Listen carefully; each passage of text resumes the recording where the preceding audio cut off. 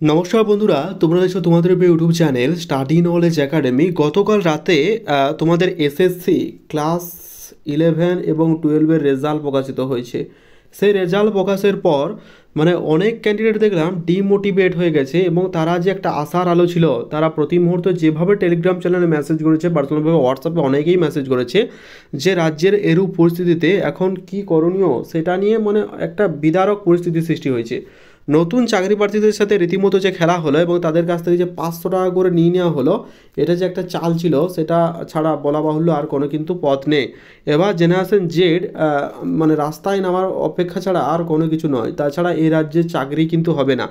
একদিকে ওবিসি কেসটা নিয়ে প্রতি মুহূর্তে এরা এতভাবে ঝুলিয়ে রেখেছে যে বছর পর এটা নাকি অনগোয়িং, কেস চলতেই থাকছে, এই কেসের কোনো সীমাই নেই। তার সাথে এখন যারা ইডাব্লিউএস প্রার্থী আছে, ইকোনমিক্যালি উইকার সেকশন, বিশেষ করে যারা সদগোপ কমিউনিটি আছে, তাদের নিয়েও যে রীতিমতো খেলা হয়েছে, ঠিক আছে, চক্রান্ত করে, সেই বিষয়েও কিন্তু বলা বাহুল্য। এবং তারা যে রীতিমতো একটা মেন্টাল বা মানসিক যে একটা প্রেশার তাদের মধ্যে সৃষ্টি হয়েছে, এটা কিন্তু বলাই বাহুল্য।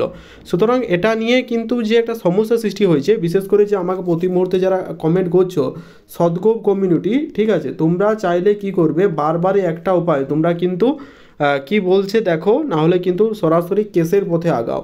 নাহলে উইদাউট কেস ছাড়া তোমরা কিন্তু অবভিয়াসলি যেতে হবে, কারণ হাইকোর্টের একটা অর্ডার আছে, যে অমৃতা সিং ম্যাডামের একটা অর্ডার আছে, যে ভার্ডিক্ট অর্ডার আছে, তুমি কাউকে জোর করে তুমি ওবিসিতে কনভার্ট করতে পারবে না, ঠিক আছে, যারা জেনারেল। তো সদগোপ কমিউনিটি তোমরা কিন্তু যদি না নিজেরা পদক্ষেপ না নাও, তাহলে কিন্তু তোমাদের বিপদ ছাড়া আর কিছুই নয়।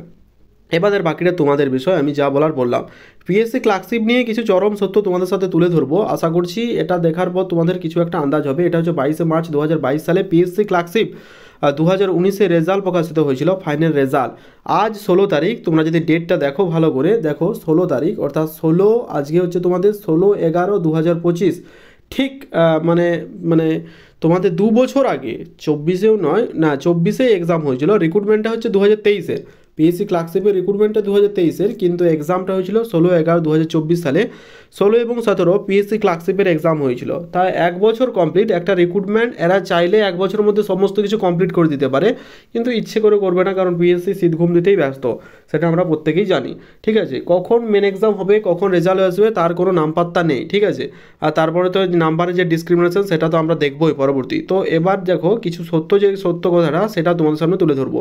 এখানে দেখো যে ব্যাপারটা বলা হয়েছে, লক্ষ্য করো যে এই লিস্ট অফ 5656, ঠিক আছে, জন ক্যান্ডিডেটকে কোয়ালিফাইড করা হয়েছে on the basis of part 1 এবং পার্ট 2 দুটোর এক্সামের ভিত্তিতে। যেটা আমার দেখানোর বিষয়, এখানে তুমি যদি দেখো, অনেকেই দেখলাম ডিমোটিভেট হচ্ছে এই মুহূর্তে এসে। দেখো রোহিত দাস যে ক্যান্ডিডেট, সেটা পার্ট 1-এ সে 92 পেয়েছে, ভালো করে দেখো, ঠিক আছে। পার্ট 1-এ রোহিত দাস কিন্তু 90 পেয়ে, এটা দেখো 92 পেয়েছে, 41 43, টোটাল যদি অ্যাগ্রিগেট করি 176, ঠিক আছে। সে তো নির্বিধায় সেক্রেটারি বা যে স্যার ফার্স্ট প্রেফারেন্স দিয়েছিল। একটা কথা, যে যেটা ফার্স্ট প্রেফারেন্স দিয়েছিলে, ধরো কেউ ফার্স্ট পেপার দিয়েছিলেন regional, suppose as for example, সেই যদি চায় এবার আমি সেক্রেটারি ক্রস করে গেছে, তাহলে কি আমি সেক্রেটারি পাবো? তার উত্তরটা হচ্ছে না, তুমি সেক্রেটারি পাবে না। তোমার ফার্স্ট প্রেফারেন্স অনুযায়ী তুমি কিন্তু তোমার পোস্টিংটা হবে, বা তুমি তোমার চয়েসটা পাবে, ঠিক আছে। এখানে অনেকজন ক্যান্ডিডেট আছে যারা কিন্তু নাম আসা সত্ত্বেও, অনেক ক্যান্ডিডেট আছে যারা হয়তো কাট অফ ক্লিয়ার করেছে সেইভাবে, তার সত্ত্বেও কিন্তু তারা সিলেক্ট হয়েছে, ঠিক আছে। গতবারে যে পিএসসি ক্লার্কশিপের কাট অফ ছিল, সেটা হচ্ছে 65 ছিল, ঠিক আছে, 65 মতো কাট অফ ছিল। সে 65 তো পায়নি, তার সত্ত্বেও কিন্তু অনেক ক্যান্ডিডেট সিলেক্ট হয়েছে, আমি নিজে দেখেছি। ধরো এই একটা ক্যান্ডিডেট, যদি আমি এক্সাম্পল করি, সেটা দেখো, যে হচ্ছে রিঙ্কু দেবনাথ, এ পেয়েছিল 69, কাট অফের কাছাকাছি অ্যাপ্রক্সিমেট, কিন্তু পার্ট 1-এ সে পেয়েছিল 33, পার্ট 2-এ পেয়েছিল 40, যার কারণে তার যে অ্যাগ্রিগেট মার্কস সেটা দাঁড়িয়ে যায় 142, ঠিক আছে। সে কিন্তু রীতিমতো সিলেক্ট হয়ে যায়, ঠিক আছে। তোমরা যারা ডিমোটিভেট হচ্ছ, তাদের উদ্দেশ্যে এই ভিডিওটা বানানো, কারণ দেখলাম যে অনেকেই বলছে যে এটা হবে না, এরকম অনেক রকম পরিস্থিতি সৃষ্টি করা হচ্ছে, বা এটা তৈরি করা হচ্ছে। দেখো আরেকটা তোমাদের এক্সাম্পল বলি, এটা দেখো ওবিসি এ বা ওবিসি বি ক্যাটাগরি একটা দেখলাম, এটার কাট অফ হচ্ছে মোটামুটি 68, সে দুটোতেই দেখো 36 পেয়েছে, যার কারণে তার হচ্ছে 141। সেই কিন্তু মেরিট লিস্টে নিজের নাম তুলেছে। এরকম অনেক ক্যান্ডিডেট তুমি খুঁজে পাবে যারা অ্যাজ আ জেনারেল, ঠিক আছে, আমি জেনারেল বা এসসি এসটি ওবিসি বাইফিউকেট করছি না, জাস্ট অ্যাজ ফর এক্সাম্পল হিসাবে আমি তুলে ধরছি, যাতে তোমার তা বুঝতে পুরোপুরিভাবে কোনো অসুবিধা না হয়, ঠিক আছে। দেখো ওবিসি যে ক্যাটাগরি, অনেকে কাট অফ থেকে অনেক বেশি পেয়েছে, কিন্তু মেন এক্সামে তাদের নাম্বার নেই। এই যে তোমরা যারা ঘাবড়ে পড়ছো, এই বিষয়টা আমি তোমাদের সামনে তুলে ধরার চেষ্টা করছি। এই দেখো, ঠিক আছে, তোমরা যারা ঘাবড়ে পড়ছো, এই যে পিডিএফটা, এই কতগুলো পোর্শন তোমরা কিন্তু ভালো করে লক্ষ্য করো, আমি চাইছি তোমরা লক্ষ্য করো। দেখো পার্ট ওয়ানে কিন্তু দারুণ নাম্বার আমরা যদি দেখি, ঠিক আছে, কিন্তু পার্ট টুয়ে তারা কিন্তু আবার দেখো মার খেয়েছে। কেমন মার খেয়েছে? পার্ট টুয়ে তারা বাংলায় পেয়েছে 15, ইংলিশে পেয়েছে তারা আবার মানে 21-এর মতো, 22 আর 28, ঠিক আছে। সুতরাং তারা সিলেক্ট হয়েছে on the basis of first preference. First preference বলতে তারা পার্ট ওয়ানে ভালো নাম্বার পেয়েছিল, 80 নাম্বার, ঠিক আছে, কিন্তু পার্ট টুয়ে দেখো একজন 22 পেয়েছে আর একজন পেয়েছে 21, তাহলে 3 আর 4 দুটো মিলে 43 পেয়েছে আউট অফ কত না 100-র মধ্যে। কিন্তু পার্ট ওয়ানে ভালো নাম্বার থাকার কারণে সেই কিন্তু চাকরিটা বা মেরিট লিস্টে নিজের নাম তুলেছে। সুতরাং এমনটা কিন্তু নয় যে ধরো আমি পার্ট ওয়ানে ভালো পারফর্ম করতে পেরেছি এবং পার্ট টু আমার ভালো পারফর্ম হলো না, এটা টোটালি ডিপেন্ড করছে তোমার ডেডিকেশন, হার্ডওয়ার্ক, কনসিস্টেন্সির উপর, ঠিক আছে। কারণ পার্ট ওয়ানে এমন হয়েছে ধরো কাট অফ এবারে গেছে কত 49 কাট অফ গেছে, এবারে কোনো ক্যান্ডিডেট পেয়েছে 63, তো তাই সে তো একটু আগিয়ে থাকলো। এবার এমনটা দেখা গেছে যে 49 পেয়েও সেই কিন্তু পার্ট টু মানে দুটো পার্টে কিন্তু ভালো পারফর্ম করে বেরিয়ে গেছে। সেটা হচ্ছে পার্ট ওয়ান মানে P1 মানে বাংলা আর P2, ঠিক আছে, ইংলিশ, সে কিন্তু দুটোতেই ভালো পারফর্ম করে বেরিয়ে গেছে।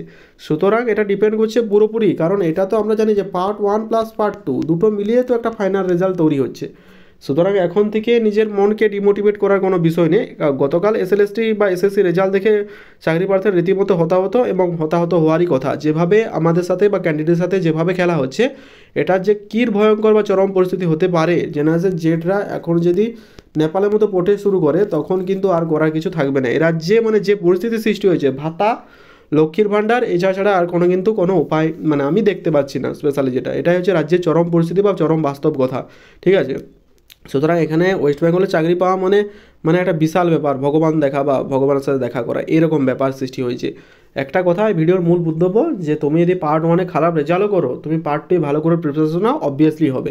পিকেতে সরকার বা তপতি বা অন্যান্য যে ক্র্যাক, এই বইগুলো একটু ফলো করতে পারো, এই লাস্ট মুহূর্তে প্রিপারেশন আরও বুস্ট করতে পারবে। আর Telegram channel free of cost তোমাদের নোট প্রোভাইড করছে, তোমরা চাইলে জয়েন হতে পারবে, ওখানে তোমাদের কিন্তু নোট দেওয়া হচ্ছে, জয়েন হতে পারবে। Wish you all the best. আজকের ভিডিও এতটাই অবধি, দেখে জানিও কেমন লাগলো। ডিমোটিভেট হওয়ার কিছু নেই, রাজ্যের এই পরিস্থিতি মেনে নেওয়া ছাড়া আর কোনো উপায় নেই। কারণ আন্দোলন তো আমরা করবো না, আমরা ভদ্র শ্রেণীর মানুষ, আন্দোলন করলে আবার পাছে ওর প্রবলেম হয়েছে তো আমি কি করব, এই যে মেন্টালিটি, একটা চিপ মেন্টালিটি, এটার থেকে যেদিন আমরা বেরোবো কখনোই কিছু সম্ভব নয়। ওর হয়েছে তাতে আমার কি, যেদিন এই মনোভাবটা তুলতে পারবো, সবাই একত্রিত হয়ে লড়তে পারবো, সেদিন হয়তো কিছু পরিবর্তন সম্ভব। Thank you.